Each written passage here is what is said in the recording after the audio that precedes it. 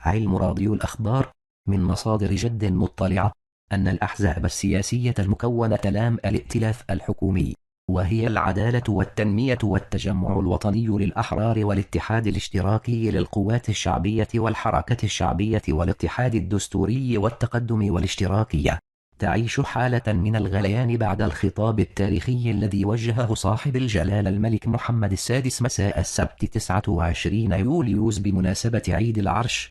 وأضافت المصادر ذاتها أن بعض الوزراء يستعدون لتقديم استقالاتهم بعد التشاور مع مكاتبهم السياسية خلال الساعات المقبلة، وعلى رأسهم رئيس الحكومة سعد الدين العثماني.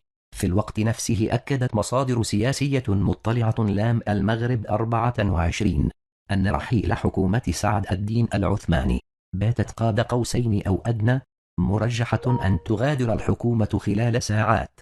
ورغم التوقعات القوية برحيل حكومة العثماني، إلا أن مصادر متطابقة بيّنت أن ذلك يبقى خيارا ضمن خيارات أمام صاحب القرار صاحب جلالة الملك محمد السادس. وتوقعت المصادر ذاتها أن يتم تكليف شخصية سياسية بتشكيل الحكومة الجديدة تعرف بالوزن الثقيل وممن يحظون بقبول شعبي، بحيث تتمكن من إشاعة نوع من الارتياح الداخلي وتحظى بالقبول من معظم الأطياف السياسية. ولم تستبعد مصادرنا أن يرافق تغيير الحكومة حزمة تغييرات تطال مواقع مختلفة، إلا أن كل ذلك يرتبط بتقييم صانع القرار ورؤيته للمرحلة المقبلة.